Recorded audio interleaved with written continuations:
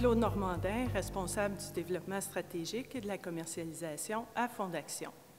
Fondaction, c'est un fonds de travailleurs qui a été créé à l'initiative de la CSN, comme d'autres instruments d'intervention économique que la CSN a créé au fil du temps. Un fonds de travailleurs, c'est finalement un fonds de capital d'investissement qui recueille de l'épargne retraite auprès des travailleuses et des travailleurs québécois en leur offrant des crédits d'impôt pour leurs contributions. Et cet argent-là qui est recueilli permet à la fois d'avoir plus de capital pour la retraite, mais aussi de canaliser cette épargne-là pour pouvoir investir dans des entreprises québécoises, des entreprises créatrices d'emplois, des entreprises engagées et préoccupées par les questions d'environnement et participer au développement économique du Québec. Fondaction, depuis sa création en 1996, a inscrit dans sa mission sa préoccupation pour le développement durable et l'amélioration des conditions de travail, l'engagement face à l'environnement et au développement économique.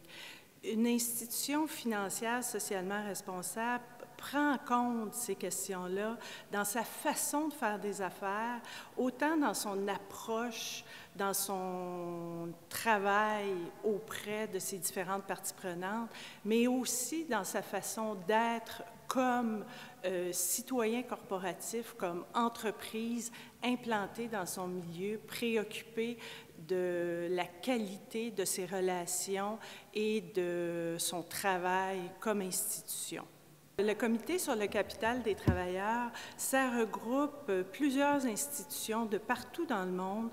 de tous les continents, qui sont issus des mouvements ouvriers, donc qui, à la base, sont préoccupés par les relations de travail, les conditions de travail, toutes les questions sociales. Et ces rencontres-là nous permettent d'échanger avec différents acteurs qui sont issus des mouvements ouvriers, qui travaillent dans la finance, dans le milieu de la finance, mais aussi dans différents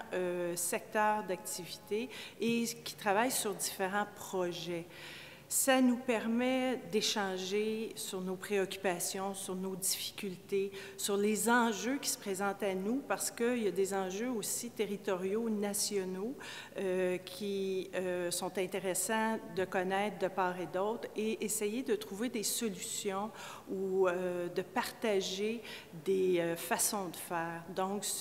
ces rencontres-là sont intéressantes et sont toujours appréciées par les participants. Jean-Pierre Poulet, secrétaire confédéral à la CFDT, responsable du dossier de l'investissement socialement responsable. Pour la CFDT, la vision de l'ISR,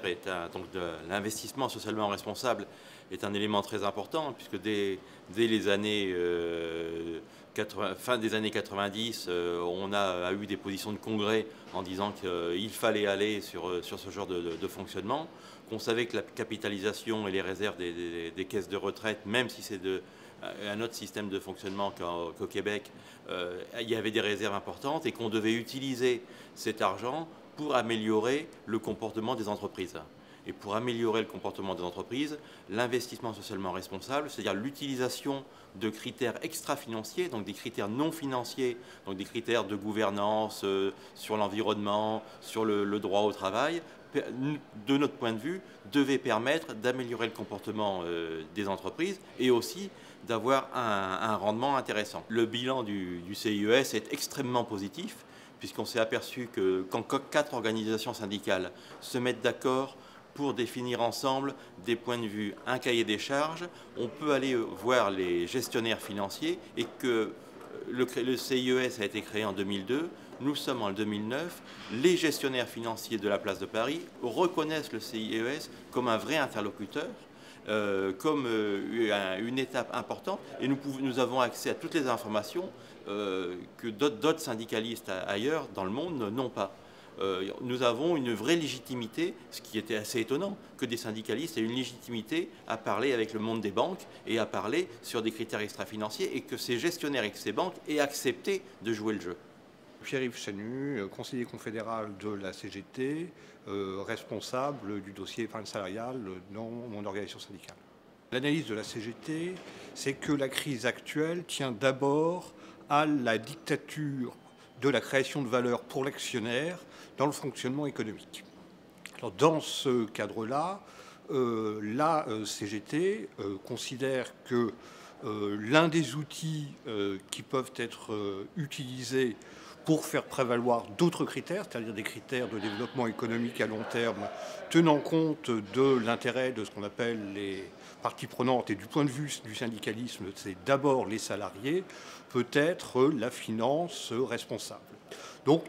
ça, c'est la première raison. La deuxième raison, c'est que même dans un pays comme la France, dans lequel la part des retraites par capitalisation est faible, les organisations syndicales ont des responsabilités importantes dans la gestion de fonds, notamment de caisses de retraite et de prévoyance. Et que de ce point de vue-là, on ne peut pas se désintéresser de l'utilité sociale des placements qui sont réalisés, d'autant qu'en France, il existe des dispositifs un peu spécifiques, comme ce qu'on appelle l'épargne salariale, qui sont des dispositifs d'épargne à moyen long terme dans le cadre de l'entreprise. Alors nous considérons, comme je crois les autres organisations qui participent à ce comité, qu'il s'agit d'une expérience extrêmement positive. D'abord parce qu'on a pu peser de manière importante sur les politiques des gestionnaires et faire en sorte qu'une épargne, qui est une épargne qui appartient fondamentalement aux salariés, puisse être gérée sous le contrôle des salariés avec des critères qui ne sont pas seulement des critères financiers, mais qui sont des critères de ce qu'on appelle en France investissement socialement responsable, et ce que les financiers appellent ESG.